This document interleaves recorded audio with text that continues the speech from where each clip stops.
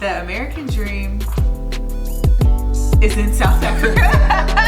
Long story short, we just moved to Cape Town, South Africa from Las Vegas, Nevada. We moved halfway across the world with 2 kids, 2 dogs, and each other, and we're out here thriving. In South Africa, we have been having so many different experiences, meeting so many different people, eating so much food. My God, so much food. And just ASAP. Yeah, okay. We've been having a great time. The move was way easier than we thought it was going to be, actually. Yeah. The only main things that we had to do was rent out our house and get rid of our household goods and the car. Set of cars. We rented out the house. Oh, and the visa. Oh, yeah, and the visa process. So we rented out the house. And the dogs. Okay, now the dogs. That was a big one. That was a real big one. That's a real big one. Now the dogs. That was harder than the visa. That was harder than the visa. Yeah. Getting the dogs here was harder than getting a visa for ourselves. But aside from that, it was still a pretty simple, straightforward process.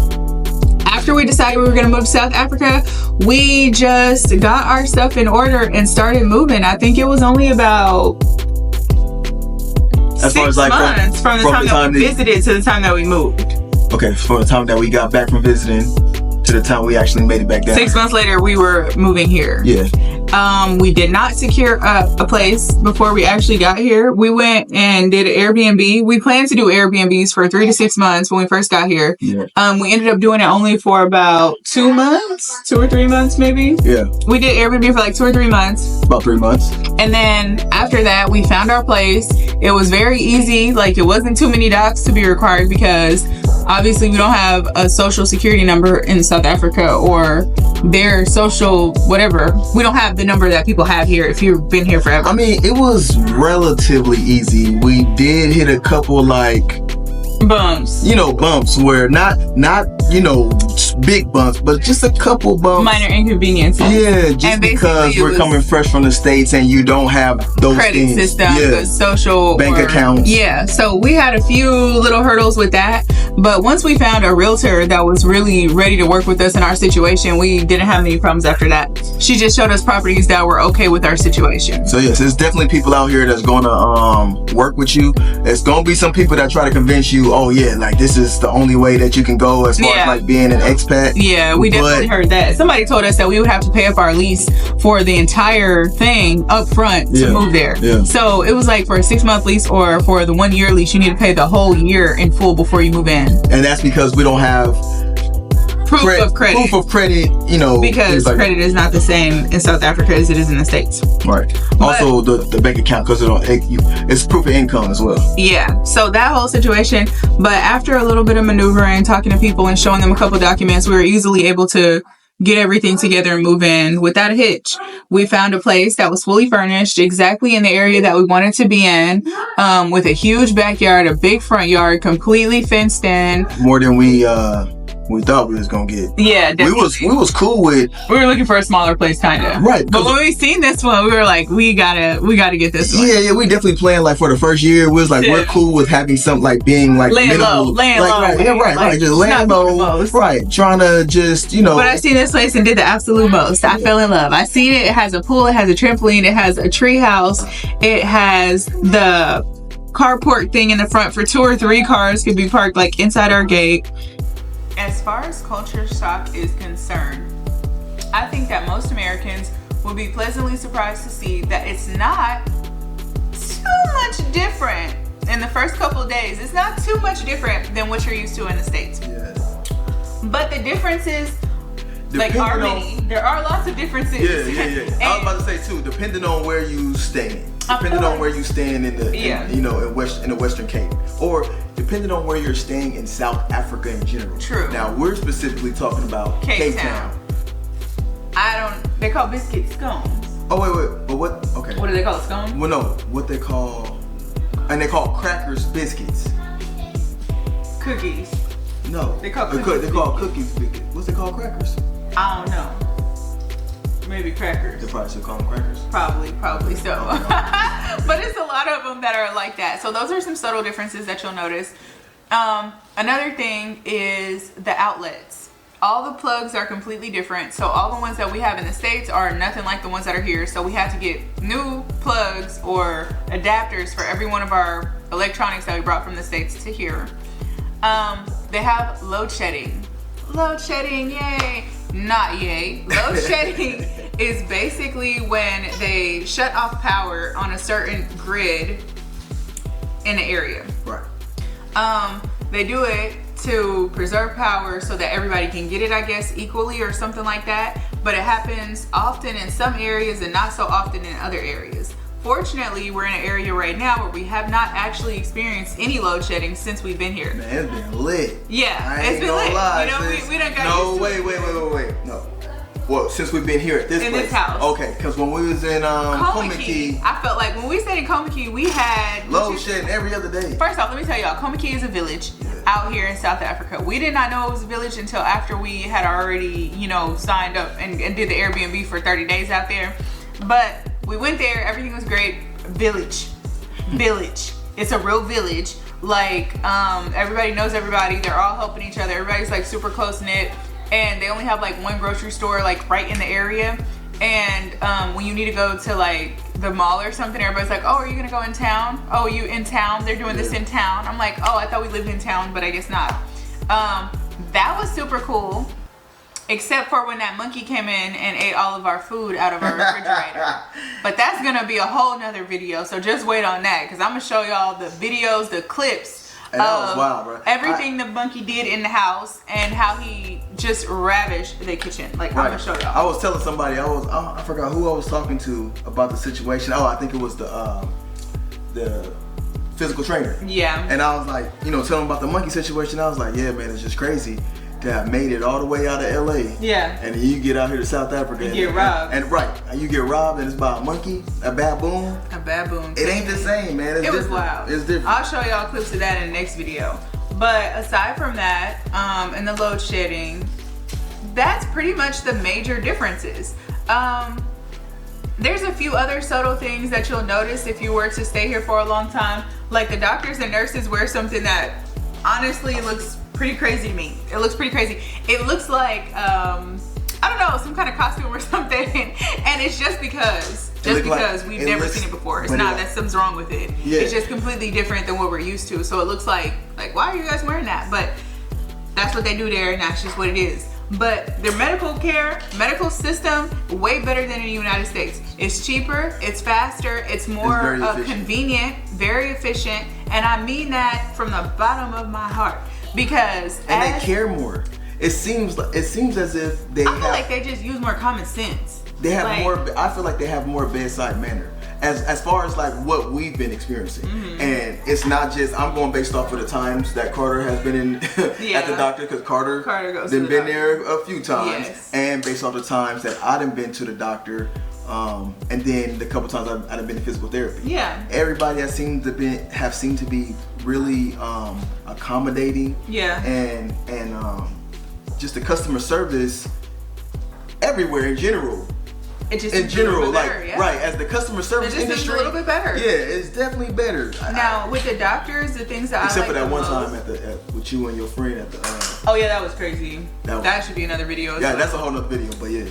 But with the doctors, I feel like they're thorough, and I feel like they be using different tools. In the States, I feel like they just have a book and they're just like, what's wrong with you? And then you tell them 5 symptoms and they look it up, and if it doesn't match one thing, they're just like, I don't know what's wrong with you. You need to go see another specialist. Yeah, here, I feel like they actually be trying to do a little bit deeper than that. You know what I mean? Like you going to the chiropractor and they're there for an alignment, right? You're there to just get an alignment, but you end up getting your knees looked at, your back, your shoulders worked on, and they don't just stop at, you know, the bare minimum.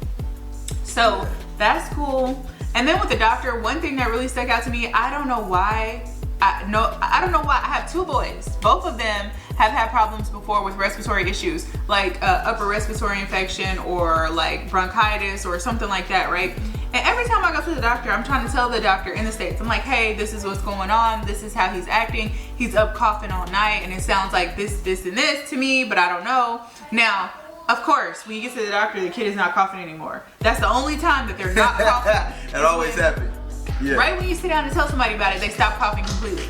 This doctor in South Africa, I went with the same exact situation like I always go. And usually in the States, I'd be like, girl, go home. He ain't got no fever. He's still eating. He's still alive. Take him home. Ain't nothing wrong. Here, I told the doctor everything. Carter's not coughing now. The doctor says, Carter, are you coughing? And he's like, yeah. And he was like, let me hear it. Let's hear it. I was simple. Like, that makes sense. It's very simple. Right. Like, it's logical. I would have had a diagnosis. Cough, for so I can hear what type of cough you have. Is it dry? Exactly. Does it have any type of phlegm? You know what I'm saying? Exactly. So, is it like allergy cough? And he did that, and Carter coughed, and he said, "Oh, sounds really croupy to me. Like I think he may have croup. We need to give him a series of medicines that he can take in a nebulizer, and you can go." We were like in a shopping center. This is like the doctor's office is in the shopping center. You go straight from there to the pharmacy, which is like in the same building, like next door.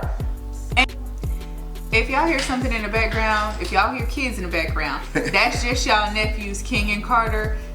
They 4 and 6. They're gonna be around. Yeah, they lit 24/7. Yeah. So let's get back into it. Right. With the medical, that was just an amazing practice to me. As small as it is, it just makes sense. Yeah. And because he did that, he was able to give us the right medicines really fast. The whole doctor's visit was maybe $25 or $30, and then along with the prescription, it was about $30. And here's the kicker though, like he gave us the prescription, but he also gave us a separate prescription because he was like, "This is what I believe it is." Yeah. But just in case it's not that, it's not this, and you haven't seen a change in the coughing, right, the things that's going on. Then go back. Well, yeah, because it's something for an antibiotic. It's an antibiotic, right? So you left there, and he gives you that other prescription just in case, so that you don't have to come back and waste money or wait, take off time from work, or they think about those things, and they're not trying to get another dollar out of you. Yeah, not as desperate as I felt like they do it in the States. Yeah. And also, this was his first time seeing him, and he knew that it was a recurring issue because I told him it's something that commonly happens with him. And he gave us a prescription for like the next 3 or 4 months. Yeah. Like, so after his regular breathing treatment medicine is up, we can go back to that same pharmacy, pay that same $20 and get the whole thing again.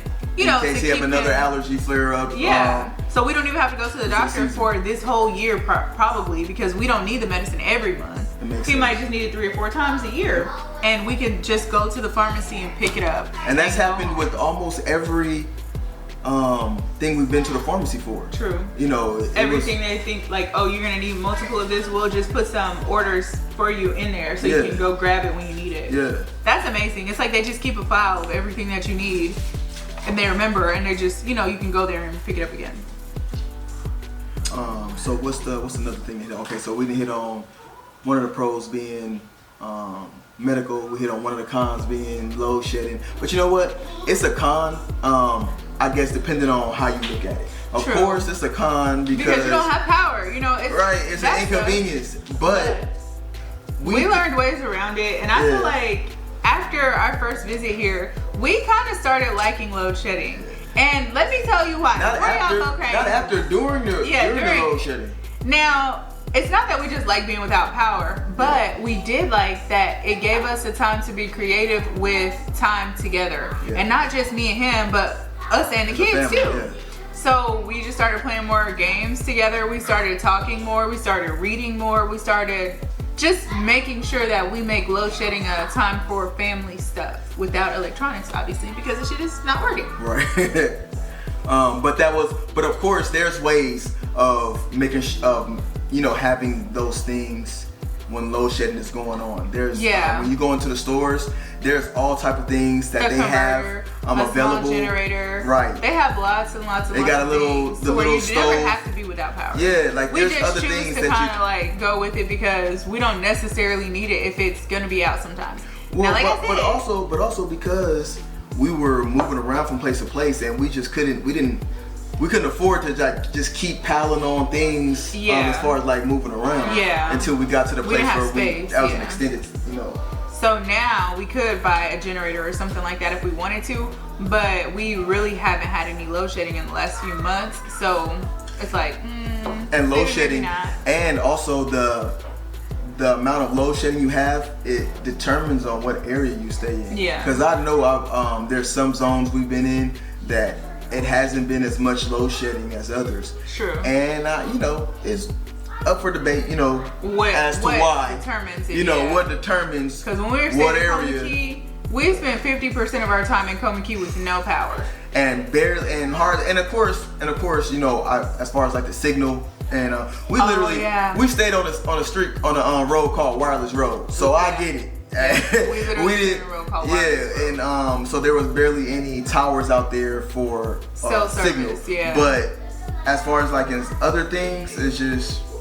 That was tough, and then Uber didn't want to come either, right? Yeah, Uber didn't want to come. There was no Uber Eats out there. Yeah, Uber Eats and Uber wasn't dealing with us. Like, it was so hard to get an Uber just to go to the mall. But that's because we were staying in a village. Now we stay in the middle of Cape Town, and everything is easy. Like, we stay there's a mall within 5 miles of every direction from where we are. Yeah. So that's pretty fun. A lot of grocery stores, so. Culture shock, I forgot to tell them about that. What? All the grocery stores are in malls. Yeah. All the banks are inside malls. Most of them. Sometimes you'll if it's not inside a mall, it's going to be inside a shopping center. Like, with the stuff still attached. Yeah, that's true. That's true. The only one that's not like that is Macro. Yeah. Macro's like the only freestanding grocery store. They're going to say something. Is it Macro or Macro? It's one of them. I know they're going to. I don't know. I said Macro last time. They were trying to eat me up in the comments. So it's Macro. It's Macro. Yeah. Okay, okay. But what was you saying? The grocery stores. The grocery stores. All inside the mall. They're all centrally located. So if whatever location you're in, within Cape Town, the malls that are there, every mall has all of that stuff you're looking for. Yeah. If you're looking for an ATM, it's usually going to be inside of either one of the big malls or one of those little miniature malls, something that we would consider like a shopping plaza. So I don't know, maybe they're safer. I don't know. But you know what? They have some ATMs at the gas station too. Yeah, they do have ATMs sometimes, in a lot of places. They have some ATMs inside of there, but I'd rather go to the ones at the mall. It's nicer. The mall is nice. Like, we're starting to go to malls. We didn't go to malls that much when we were in the States. No. We rarely ever went to the mall, actually. Probably like once or twice a year. Yeah. Go to the mall because, in the States, you can just same day order everything off Amazon. Here, and malls were not exactly like that. Malls were pretty much in the States. They pretty much like dying out. They are. They pretty much dying out. It seems like it. Right. Except for like really big the really big ones with the real luxury. But just the regular malls, they kind of like dying out, man. So nobody going there. So it was different. It was kind of cool. You know what I mean? It was to cool go back in time and start going to the mall again. Like, I think it's fun because malls were like popular to go to when you was in high school. You were a teenager. Yeah. Everybody go to the mall and chill, you broke. Get y'all put your little dollars together, right? Eat some French fries or some pizza. So it's nostalgic, and that's one thing that I can say about South Africa that I did not expect to experience. It's just nostalgic things everywhere because it just kind of feels as though in a lot of areas they are still in 2005. Sorry to say, it just feels that way. It just feels that way to me. A lot of things. But the thing is, here's the thing though. If you would ask us, what era was like one of the best times? I'm going back to 2005. It's definitely. It was lit. Like 2003, 2004, 2005, 06. Now, mind you, I was in 5th grade.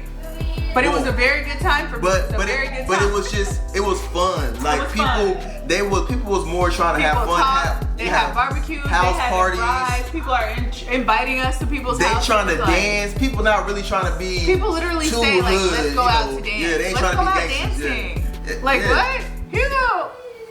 I don't know. It's different, but I love it. And I feel literally had dance squads. Cause that's around the time they was having like. Look at King. Why is he sitting on her so hard? His booty wrinkled. Oh, that's around the time where they had like You Got Served, and you probably don't even know what that is. Yes, I do. Oh, you do? Yeah, I do. Right. Anyways, I feel like we're taking up a lot of time. We're gonna be back with another video. Thank you for visiting our channel. I'm Courtney, this is Kenzo, and we're half of the 4K. Yes, sir. Y'all will be meeting King, Carter, Kane, and Kilo probably in the next couple of videos, so please stick with us. We got a lot of Cape Town to show y'all. I appreciate y'all.